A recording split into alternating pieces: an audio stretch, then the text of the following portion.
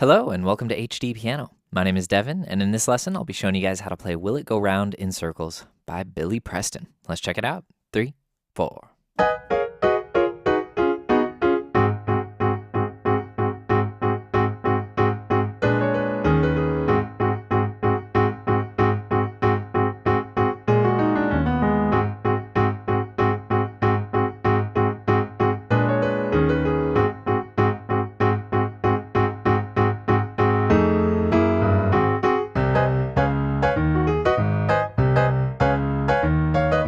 And we'll stop there. That's a little taste of the chorus, but we're going to save that for part 2 and focus on the intro and the verse in this first video.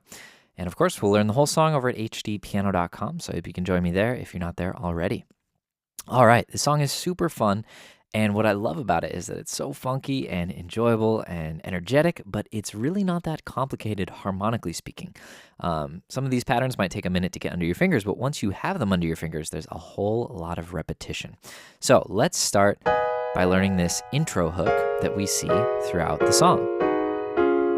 Now there's a really cool harmonic explanation for this. It's just 2 chords alternating, but first let me show you the notes. We have C flat, E flat, G flat, and A flat. It's A flat minor 7. We have A flat, B flat, D flat, and F. That's B flat minor 7. And I kind of want to do this like that introduce your friend game where you go around the circle and each person has to introduce everyone before them. So we'll go back. So that's this first chord, this second chord, and then the third chord is G flat, A flat, C flat, and E flat. Another version of A flat minor 7. So let's go back. 2, 3, and the fourth chord is another version of B flat minor 7, F, A flat, B flat, and D flat.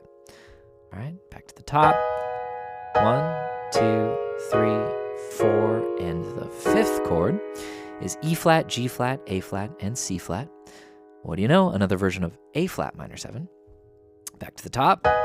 2, 3, 4, 5, and 6. All right, just 3 notes here.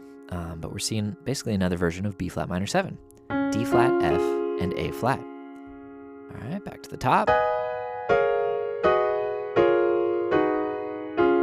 And the final chord, because we'll repeat the next one, is C flat, E flat, G flat, and A flat. It's the same chord we started on, so another version of A flat minor 7. And we're just going to go back to where we came from.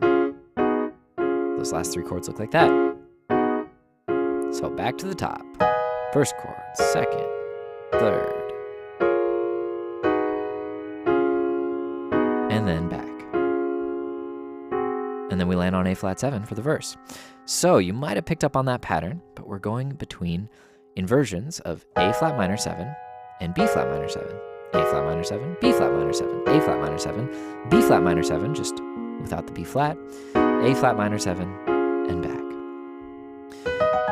So, great reason to learn your inversions, and all that means is we have the same 4 notes in every chord, right? So C flat, E flat, G flat, A flat. Well, the next version we see of this is C flat, E flat, G flat, A flat. Different order, but same 4 notes. Next version, C flat, E flat, G flat, A flat, right? Same 4 notes, just with the C flat on top and the E flat on bottom. And then the same chord we started with. And the same goes for B flat minor 7. Right, we see it here first, with the A flat on bottom, with B flat, D flat, and F on top. And then we put that F on bottom, keep the same 4 notes. And then we come down here, but we just don't play that B flat, so it's kind of an exception. But yeah, same 3 notes from that 4-note cluster. So really cool pattern, and that's an excellent bluesy trick. And you could even just practice moving it all up and down the keyboard. Something like that.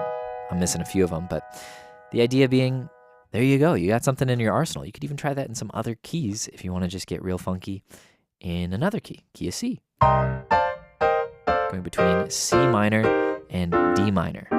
Okay, getting ahead of myself. Back to the notes on the page. Will it go round in circles? Key of A flat. So the way to practice this intro lick would be to do it kind of like we did at the beginning, adding 1 chord at a time and slowly increasing your tempo. So We got A flat minor to B flat minor 7. See how fast you can move between those. Of course, you want to stay as relaxed as possible, and it's even okay to be a little messy as you go. So try something like this until you're ready to add the third chord. Maybe just make sure you can get there from here, and it's the same shape, just shifting down a step. Right? So then add them together. All right, feels good. Try it again. If it feels good, just keep increasing that tempo. And there's recorded tempo, basically. Maybe slightly faster. Add the next chord. That's going to be F, A flat, B flat, D flat. And we can practice coming from here to here. So there's a slight shift involved. But that pointer finger is staying on A flat. Everything else is changing. And then add them all together.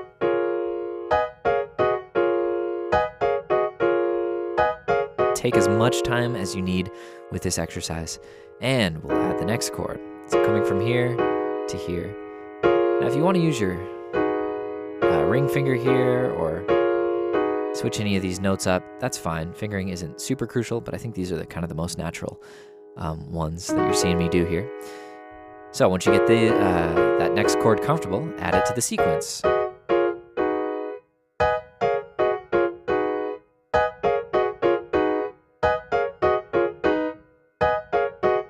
And it's okay to like miss a note every once in a while. It should feel kind of relaxed and natural. And the important part is to make it punchy. Right, really lean into the piano. And then we got 3 more to add. Since these are kind of all keeping that note on top, and, you know, they're neighbors, why don't we just add them all together? So first get this going here and back. And then add it to the sequence. And again. And again.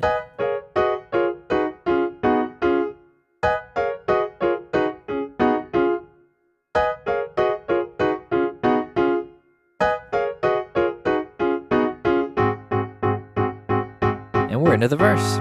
So the verse is on A flat 7, and there are not a lot of chords in this verse, and that's one of the things I love about this song. So much repetition, right? So once you get these things under your fingers, you're just repeating a 2-bar phrase or a 1-bar phrase in the case of the chorus, and we'll be able to talk about embellishments a little later on in the expansion pack video. All right. So A flat 7 is just an A flat in the left with C, G flat, and A flat in the right. And we go 1, 2, 3, 4, 1, 2. And we see a little 2-5-1 action there. But first, this A flat 7 chord, you want to make it staccato, also kind of dry and punchy, and bouncy. And then we're going to land on B flat 7, and we've got a flat 9, and we'll see a sharp 9 as well. This is B flat, A flat, D, A flat, and C flat. And I'm leaving my pinky available because we're going to embellish with that sharp 9, which is a D flat in this case. All right, so try that. You play the chord, add the pinky, and back. And then the next chord takes the left hand down to E flat and just changes the D to D flat in the right hand, although we're going to see the middle finger now on A flat. We're going to go like that between A flat, C flat, and A flat. And those are 16ths, 3 E and 4 E and 1. This song is mostly felt with a straight feel, 1 E and 2 E and but there's like this hint of swing at times. So I wouldn't want you to go full on swing, and that would sound like. But, you know, full on straight might not be the vibe either. That's full straight. Right? I know we haven't learned that part. I'm just demoing it for the sake of the feel. So somewhere in between straight and swung. But I think it just kind of comes naturally the more time you spend with it.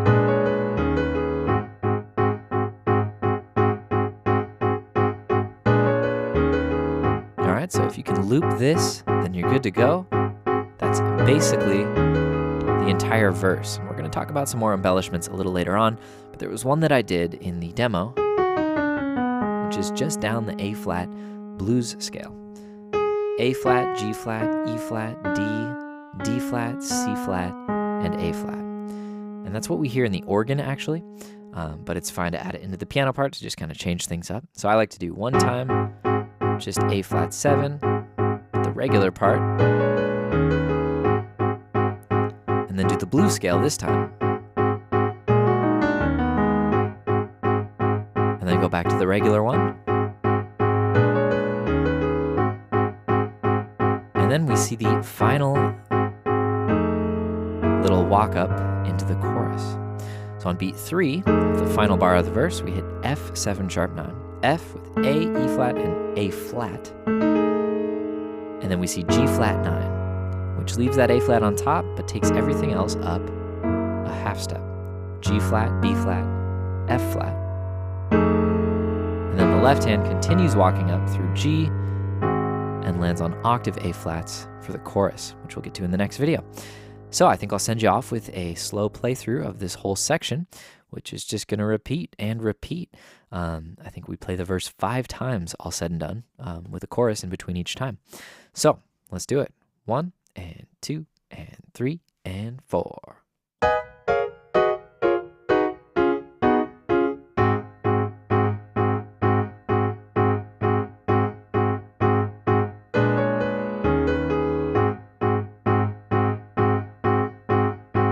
The blues lick. And